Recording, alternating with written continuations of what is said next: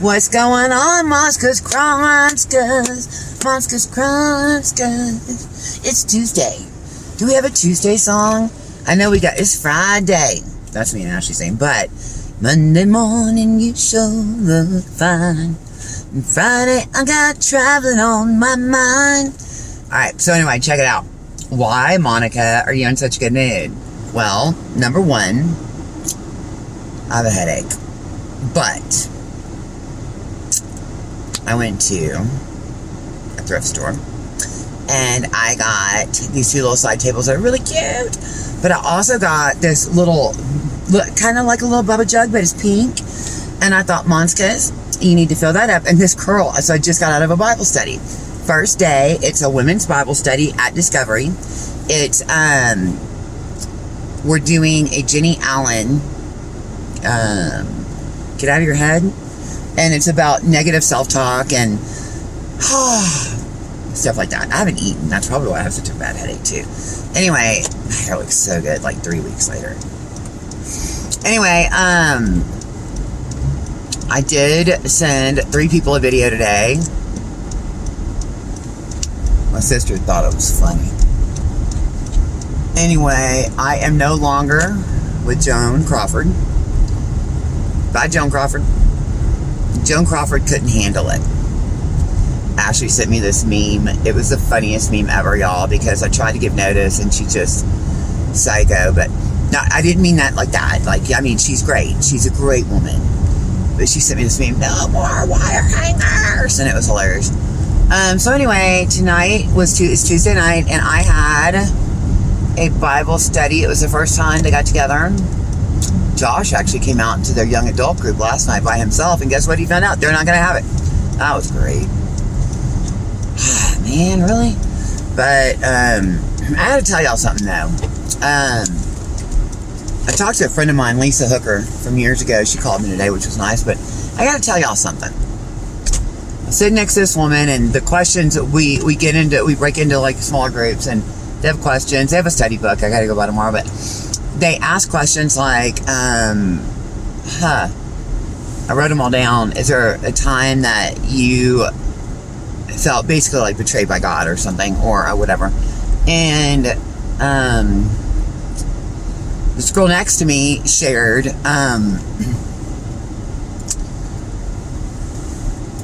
her son, her youngest son, at the age of 17, got into painkillers, and we all know I know about painkillers, and we also know I know about when the doctors changed all the little laws, because I was managing 4 doctors, and pharmacies didn't talk to each other and all that, and they changed all that. I actually got asked to be on this little panel of how I did it, to help them understand how it works and stuff. So that was kind of cool. My giving back. So anyway, I am sitting next to this lady, and it's really great, man. Like 15 women showed up, and tonight was like the first night. You watch a video, you break up, and everybody gets a card, and my card literally was, how can we keep this group safe? My name's Monica. I'm a grateful believer, and what's said here, what's shared here, stays here. You don't gossip, and I'm not gossiping because you don't know who it is. But what she said, I really loved. I loved the group. I got a battle buddy. We call them accountability partners, but she's called a battle buddy. I'm all in.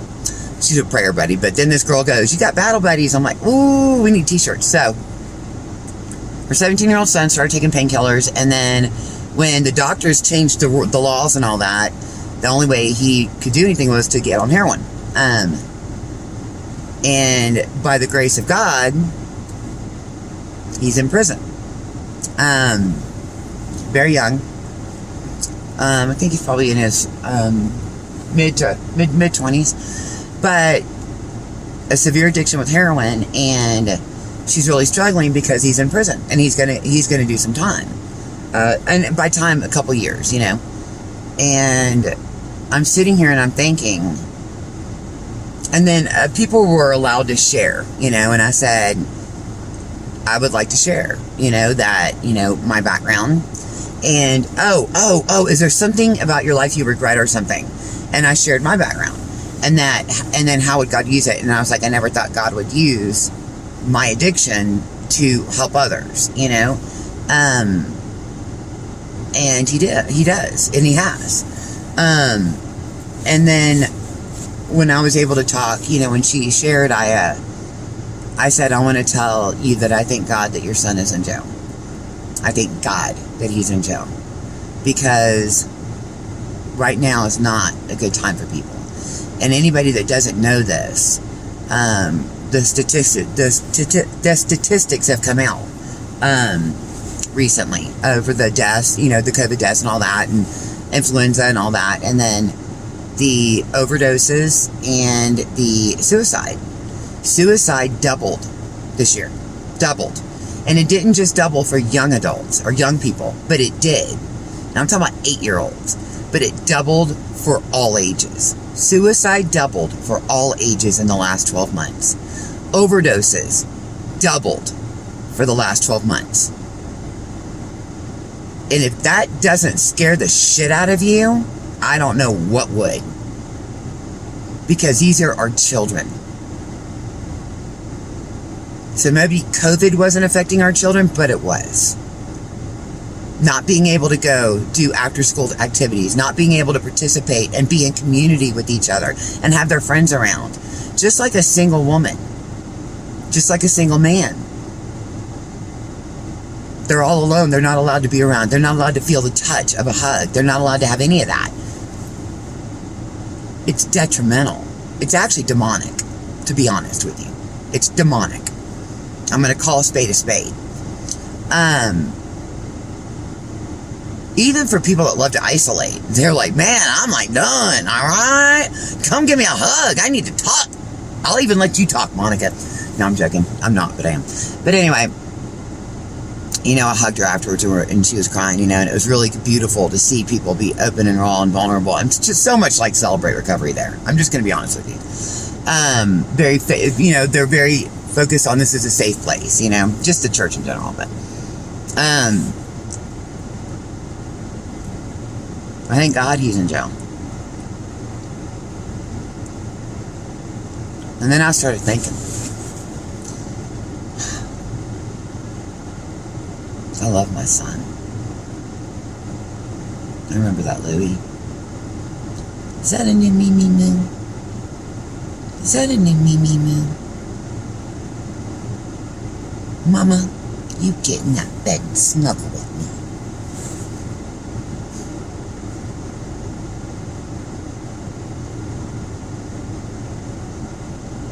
I see him every day. I see when he breaks. And he wishes his life was different. And I remember being that exact age very well. I remember being that exact age. And I was a Christian. Now, what's a Christian mean? I believed with every ounce of my being in Christ that he died for my sins. Was I living a Christian life? Was I walking the walk? No. Could you have put a gun to my head and said, denounce Jesus?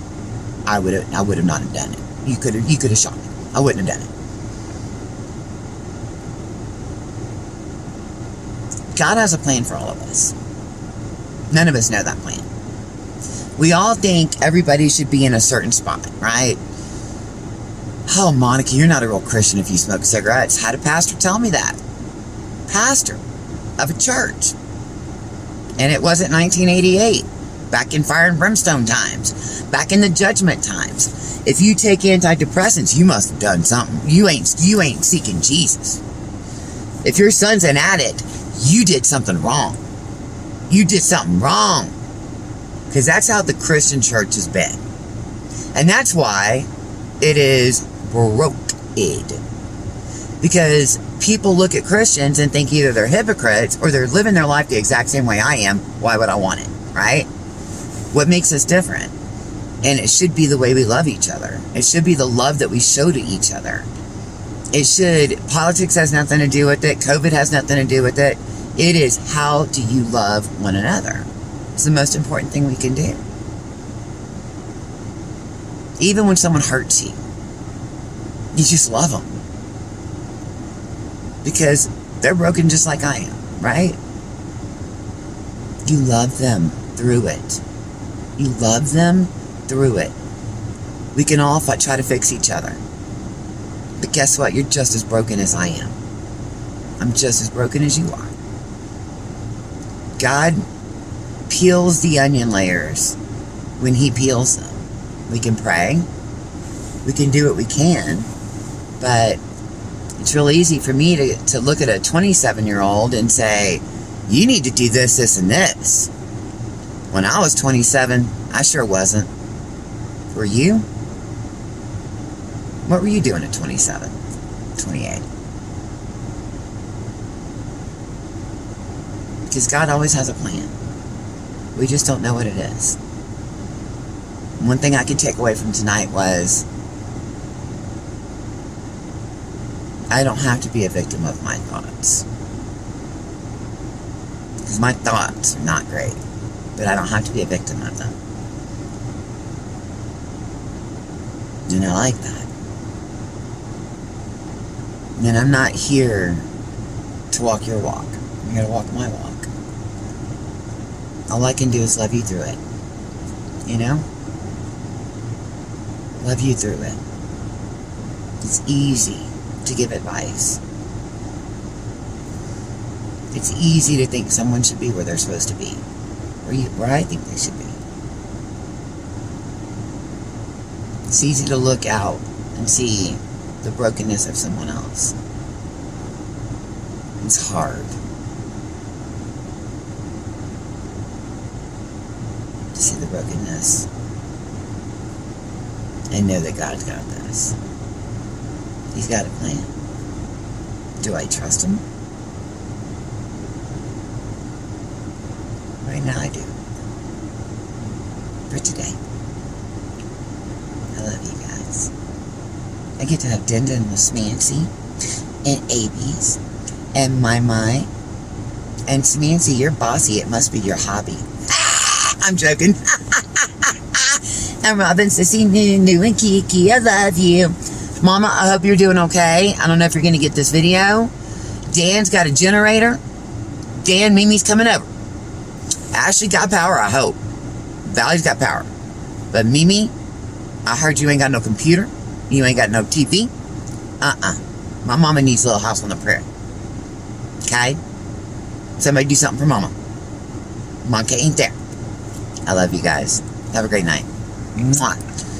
Bye. Bye, Joan. Bye, Joan. I love you. Y'all know I'm playing. I start my new job Monday. Pray for me. Mwah.